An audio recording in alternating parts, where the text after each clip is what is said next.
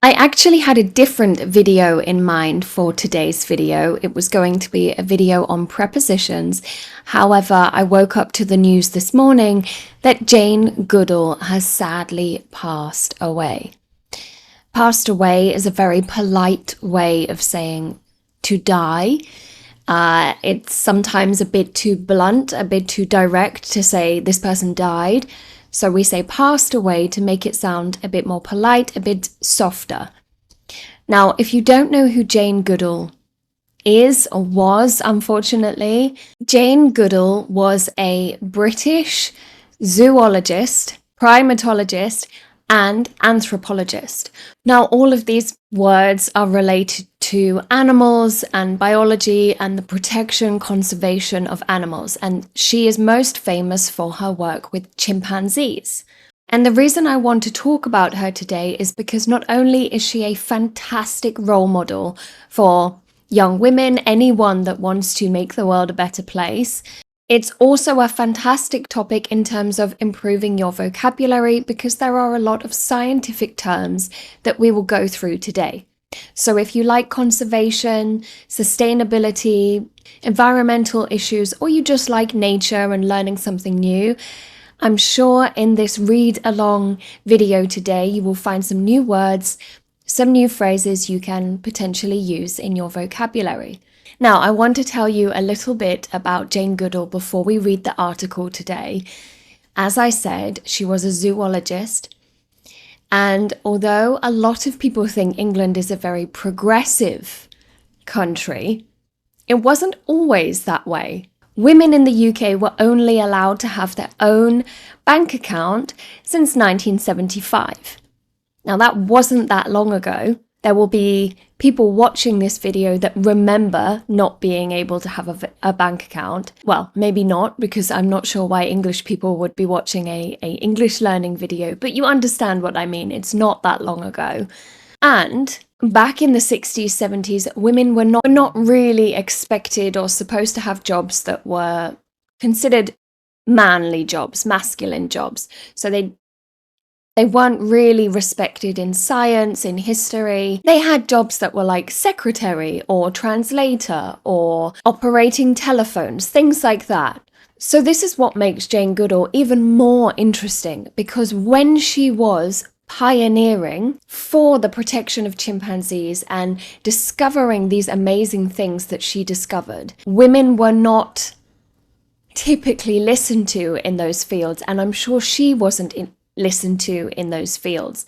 Not only was her work fantastic, but she really had to fight to get it seen. The belief back then was if she was more attractive, more people would listen to her, which is crazy if you think about what she was discovering, the work she did. People hadn't even seen the things that she was discovering. Some of the things that Jane Goodall discovered that we didn't know before her research were that chimpanzees make and use tools just like humans do. So they use stones to open fruit, sticks to get ants out of places, they make tools just like we do. She was also the person that discovered that chimpanzees, typically believed to be vegetarian, like most primates. Primates is the scientific term for monkeys or types of monkeys. She was the one that discovered that actually chimpanzees are not vegetarian and they do eat fish and small mammals. She also did a lot of research on the emotions of animals, and she recognized that chimpanzees forgive each other more quickly, more easily than humans forgive each other. So her work is very, very interesting. And a lot of people really didn't like her work because when she was discovering these things, she was discovering that humans are very much like primates. We're very similar. And people were against the idea that we evolved from monkeys at that time. Because generally people have quite a big ego, don't we? As a species, we have a large ego. So how can we be descendants of monkeys, of primates, of chimpanzees? But she was discovering these very unconventional, different, and groundbreaking things that we didn't know before her research. Now, I just want to give you another quick story before we start the article. I promise it will start soon. I recently went to the Natural History Museum in London. If you're ever in London, I highly recommend going. It's free to enter. And there is a hall there called the Mary Anning Hall. Now, very interestingly, Mary Anning, she was born a lot earlier than Jane Goodall. She was around in 1799. And back then, women were not allowed to be archaeologists. And their findings were not allowed in the record of archaeology. Archaeology is finding things in the ground that demonstrate how we used to live, how prior humans used to live, the tools they used, the decorations they used in their homes. She found so many dinosaur fossils in a part of England called Dorset. I also highly recommend visiting Dorset if you have not. That was where I was born, and it's a beautiful part of the country. She discovered so many dinosaurs, and huge, huge dinosaurs. She discovered entire skeletons, but her findings were never credited to her because she was a woman. Now, recently, I'm not sure how recently, but it was discovered that she found all these dinosaurs, not the men that were credited the findings. And they've now opened an entire hall in the Natural History Museum just for her and her findings. And that, for me, is why Jane Goodall is so interesting and Mary Anning is so interesting, because these are not just people that were intelligent and passionate and driven. These are people that were constantly told that what they are doing is wrong or against the norm, or they shouldn't be doing it. In life, so many people tell us we can't do something, we shouldn't do something. And these are two fantastic examples of two women that did what they were passionate about, regardless of what other people said. So with that, let's start on our article about Jane Goodall. As always, the link will be down below, so you can find the article, read along with me, pause the video and read it for yourself. So the title of this article is "Hope is a Thing Requiring Action. Jane Goodall on Pandemic Lessons and the Search for Her Successors." Now, this was probably written just after COVID-19, which is why it says pandemic lessons, the things she learned during the pandemic. Here she is. I'm going to pick out vocabulary that I think is important and you should know, but feel free to obviously look up anything for yourself. This was written in 2022. When Jane Goodall closes her eyes, she sees a lost world. We can see it too. Those 1960s Kodachrome and khaki photographs of an elfin young woman. Incongruous but at ease amongst the muscular landscapes of tree-clad hills in Tanzania's Gombe stream. There's Jane, binoculars in hand, or beneath a lamp-lit mosquito net, compiling notes. Locking eyes and seemingly souls with a chimpanzee. Images that immortalized a connection between our species, bored into the public consciousness and rewrote the map of what it meant to be a human or an animal, or, as was indeed the point, both. So this is just a creative introduction, setting the scene. Some of the words I want you to note: compiling notes. To compile means to create. It's just a more professional way of saying writing, creating, keeping notes. Locking eyes suggests that they were looking at each other.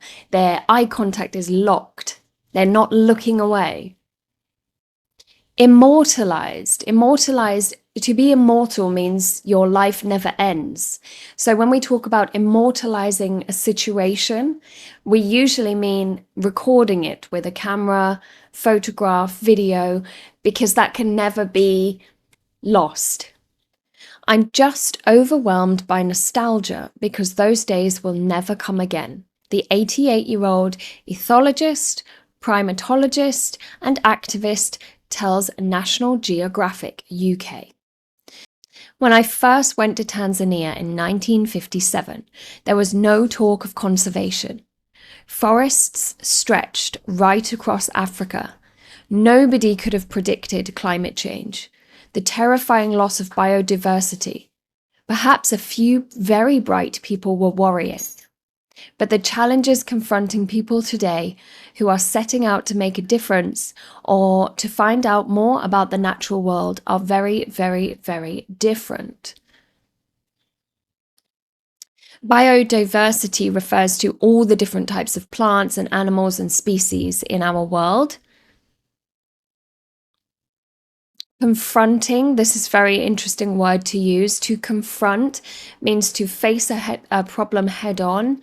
And often when we confront a person, we're bringing up something uncomfortable that they should or shouldn't have said. So the challenge is confronting people. This is a very beautiful expression to explain that we have to see these problems every day. They're uncomfortable. They make us feel uncomfortable, but we have to face them.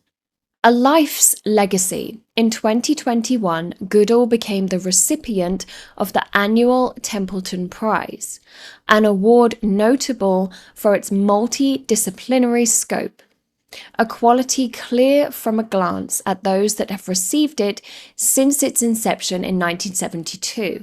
Some fantastic words here. Recipient, to receive something. You are the recipient. Notable. Notable means worth noting. So if it's notable for something, this is worth noting about this thing. Multidisciplinary. So a discipline is like a topic, a specialism. So multidisciplinary means this award has been awarded in many different areas, not just conservation. Inception, not the movie. Inception is when it was created. It was created in 1972. This award was first given out to people in 1972. Some beautiful photos of Jane. She looks so young here. 1964. So interestingly, she could not have her own bank account here. Because I told you it was 1975, didn't I? That women could have their own bank account. She couldn't have her own bank account, but she was stood on a stand giving lectures to the National Academy of Science on her studies in Africa. That's amazing.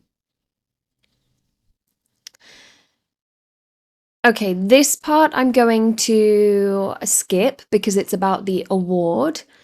But feel free to read that and look up some of the words yourself. However, let's start here. So it's in this spirit. It's in this spirit. It's in this spirit that on May 5th, 2022, Goodall stood in the vaulted environs of London's Natural History Museum, Hints Hall, to announce a new grant in partnership with the National Geographic Society and Templeton World Charity Foundation. $2.7 million in research grant money to fund 3 researchers who, in the words of Templeton World Charity Foundation President Andrew Serazin, will work away from the comforts and contrivances of the laboratory. Why did I say it like an American? Laboratory in the natural world, to shed light on its secrets. In other words, to fund the next Jane Goodall. So this is fantastic because this very long sentence here that I nearly passed out trying to read is just a way to say $2.7 million has been put aside for 3 researchers to go and do exactly what Jane Goodall did, to go out into the world, out into these environments and find out interesting things we didn't know before, study animals, study nature. Again, I'm going to skip these 2 paragraphs because it's about the grant, it's not about Jane Goodall. Let's come to this part where it says, "These are very big shoes to fill," she says. This is the CEO of this society. We're looking for the kind of person Jane is, unconventional, passionate about research, and with a really strong desire to connect with diverse audiences globally, as Jane has done. So unconventional, I went over in my most recent video. It's people that, or ideas or opinions that go against the norm. So in Jane's time, people were researching, but in the lab. Jane went out into the wild to research, so it wasn't what other people were doing. It's unconventional. A strong desire to connect with diverse audiences. This is a beautiful sentence, and it just means she wanted to reach as many people as possible. And I have 2 videos from Jane that I want to play at the end of this lesson that explain exactly this. She wanted to reach as many people as she could. It didn't matter your background or where you were from. So here, the CEO meets Goodall and talks about when she met Jane Goodall. She says, Jane talked about how her mother gave her some great advice, that she needed to always work hard and take advantage of every opportunity that was given to her.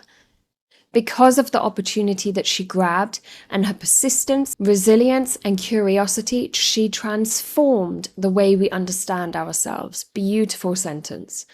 Persistence, resilience, these are realistically the same word. It's the motivation, it's the drive to do something. And curiosity, asking questions, not just accepting, oh, this is the way it is. No, you ask questions about why that is the way it is. Out of the shadow of man. However different the conservation landscape may be today, Goodall has faced her own challenges during her novel ascendance to scientific icon.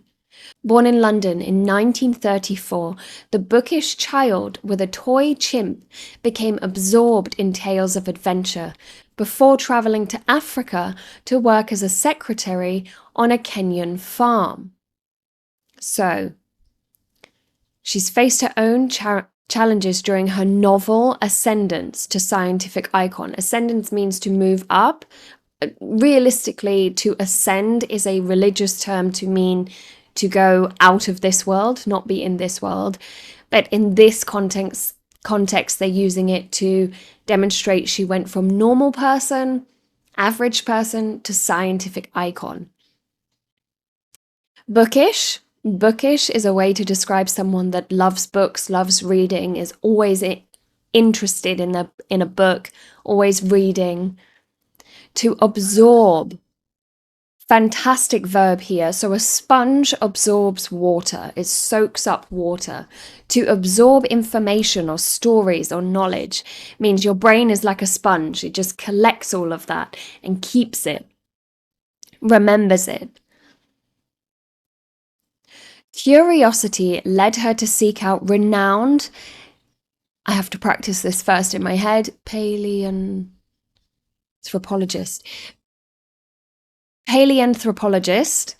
Louise Leakey, and a secretarial secondment soon led to a research role, with Leakey sending the gifted Goodall first to Gome Stream National Park for her groundbreaking observation work with chimpanzees, then to Cambridge University to study ethology, the science of animal behavior, where her experiences clashed with the constraints of conventional scientific doctrine. So this just means Cambridge University is a very esteemed and old university, so they will have a specific way that science is done and has always been done.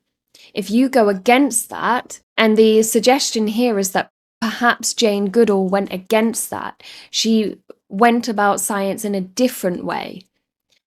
And people didn't like that because it was different, because it was not the way they should be doing it or they were taught to do it. I have a very interesting story for you about one of the colleges at Cambridge University. So Cambridge University, it wasn't that long ago that they allowed women to study. One of the last colleges at Cambridge University to allow women to study there The men of that college held a death of academia funeral because they believed that if women were to study at that college, it would lower the professionalism and it would lower the quality of education that they were getting. So imagine this woman is doing things that are so against what everyone else is doing. They're so different, so unconventional, and now she's going to an esteemed university where the majority of the scientists were probably men and were probably taught the same way, and she's coming along without a scientific background, going, I'm not going to do it the way you've all been taught, I'm going to do it my way. She probably faced a lot of criticism. Here, Jane Goodall says, although I'd never been to college, I was doing a PhD, recalls Goodall. I was told that I couldn't talk about chimps having personalities, minds, or emotions, as those were unique to us being people, humans. I shouldn't have given the chimps names, they should have had numbers. That was more scientific. So everyone else that was working with animals saw them as numbers, experiments, tests. But Jane saw them as individual beings, so that was very different. Those names that she gave the animals, which were David Greybeard, Humphrey, Flo, Goliath, and Mr. McGregor, amongst others, were eponymous with Goodall's challenging of accepted perceptions. That, along with her own charisma and groundbreaking writing in titles such as National Geographic and books like In the Shadow of Man, would make her a household name. It would also change our understanding of Homo sapiens' place in the animal kingdom, and the sentience of those many simply considered things. So eponymous is to give your name to something. So when we think of Goodall, we think of chimpanzees. They're kind of a synonym for each other. You can't have one without the other. Accepted perception. So a perception is very similar to an opinion, an idea, but a perception is something that we create by ourselves without evidence. So I might say my perception of Greece is this because I've never been to Greece, so I have this perception. I don't have any evidence for this, but it's just what I've created myself. So she is challenging these ideas that people have created by providing evidence, by providing scientific research. Charisma, so she was good at talking, she was good with the camera, she was good with journalists, people liked her. Charisma means people like you, they react well to you. If something is a household name, this means every household has heard of or knows this product or brand or person. To be a household name means you've become very successful. So think about McDonald's. Most people know that brand, that fast food chain. Brad Pitt, most people know who that is. David Beckham, most people know. You see what I mean? It's like every household, at least one person in the household will know what you're talking about. Sentience, this is very philosophical. So to be sentient means to be capable of feeling or understanding. And before, the opinions of animals were that they were just here. Whereas the opinion is changing, and definitely with the work of Jane Goodall, that actually they can feel, they have emotions. They might not be as strong or complex as our emotions, but they definitely have emotions that are similar to ours. So this was groundbreaking. People hadn't thought about animals in this way. It was actually in the textbooks that the difference between us and the rest of the animal kingdom was one of kind. She says, humans were totally isolated, separated by an unbridgeable gap from the rest of the animals. Ignoring Darwin, of course. You can't share your life in a meaningful way with an animal and not realize that was rubbish. I learned that from my dog. So she's saying here, how can you have such little understanding for animals? If you have that much little understanding for animals, you probably haven't spent much time with animals. I'm going to skip to this part here, which I think is a good place to end this video, or it will be too long. She goes on to say here, empathy means you understand that the natural world is in danger, that it's in a delicate state. When it comes to animals, empathy means you understand what you do to them matters. Delicate is the same as fragile. Goodall cites loss of biodiversity, deforestation, and factory farming, but also human overpopulation and poverty as critical issues facing our world, all of which have been touched by her own work, particularly through the International Education Initiative, Roots and Shoots, and the Jane Goodall Institute, which in 2022 marks its 45th anniversary. Loss of biodiversity. So I'm going to give you a really simple example here. So in nature, everything has a purpose. But if you have too much of one thing, the balance is lost and nature can't continue. So the example I'm going to give is tuna. I can't remember which country this was in. I feel like it's Japan. Yes, I feel like it was Japan. So the overfishing of tuna, we all eat tuna, it's very popular fish. So the overfishing of tuna in Japan was causing an issue because all those other fish that relied on the tuna were eating the tuna or were being eaten by the tuna. The tuna is being taken away.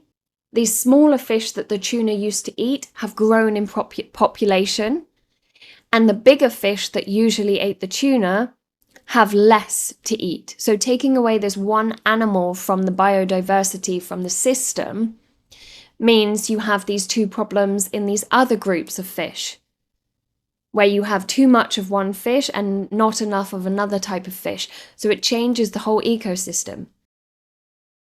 Actually, no, I want to read this last paragraph because I think this is important.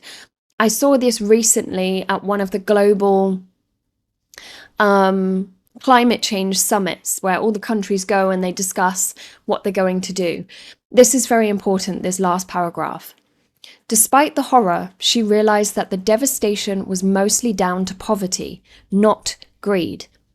It hit me. These people are struggling to survive. The population's grown, there's too many for the land to support, and they're cutting down the trees in desperation to make more land to grow food for their families or to make money out of charcoal or timber or something like that. I think this is important because when we hear governments talking about climate change, they are often blaming each other. Oh, well, you're cutting down too many trees. Oh, well, you're over farming. But the thing is, there are many people in the world that survive and only survive on selling natural goods like wood, like vegetables. For some people, that is it. That is all they can do. That's how they survive. And instead of blaming each other, perhaps there's another way forwards, which of course is holding huge companies accountable for their impact. But I saw it at one of the most recent global summits was European countries asked Indonesia to cut down its deforestation. Well, Indonesia's GDP is nothing compared to Europe's GDP. So why weren't Europe suggesting that they change something? They produce less plastic. They stop buying so much stuff that they don't need. They stop importing cheaper goods from other countries and use what they have. You know, there's always blame on these countries that don't have as much as the rest of the world. So I think that was an important thing to include in there. But as I said, there's plenty of good words in this article. And I want to end now on 2 clips from Jane Goodall herself. You don't need to listen to me all the time. You know, when I'm gone, I want to make absolutely sure that everything I've worked for all my life will be able to carry on. Oh my goodness. Even when I'm gone. But so, 85, and I read somewhere that you're on the road 300 days out of the year, is that? Yes, even more now, because, you know, when you get closer to the end, wherever the end is, there's so much wrong with the world today, and there's so much need for a message of hope, because if we all lose hope, then we may as well give up. And we know the world's in a mess. Yeah. We know we've harmed the environment. We know destroying the forest, polluting the atmosphere, polluting the ocean. You know about all that. Yeah. And, you know, we must take action now. Let's do it. Let's do it. And let's do it now. I realized that I had to raise awareness about the plight of chimps in Africa. And the role that I must play is to make sure that the next generation are better stewards than we've been. And I needed to take that message to the world. When I look back over my life, everything led in the most natural way to that magical invitation to Africa in 1957, the time of discovery. All the time, I was getting closer to animals and nature, and as a result, closer to myself. I felt very much as though I was learning about fellow beings capable of joy and sorrow, fear and jealousy. I realized that my experience in the forest had given me perspective, that we have a responsibility towards the other life forms of our planet.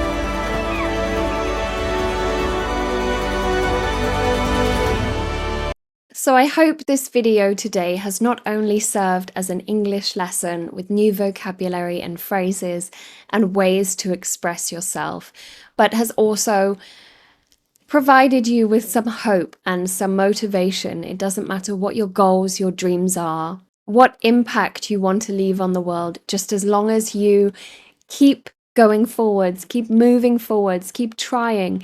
Don't listen to the people that tell you can't do something. If you have a goal, you have a dream, you can absolutely achieve it. I hope this was interesting for you today and you learned something new and you learned about a fantastic woman that's work will hopefully carry on for years. Let me know in the comments if there's anyone that you admire for any particular reason. Is there anyone in your country that you think deserves more recognition for their work? Thank you for watching today. I hope you enjoy the rest of your week, and I will see you next time. Bye-bye.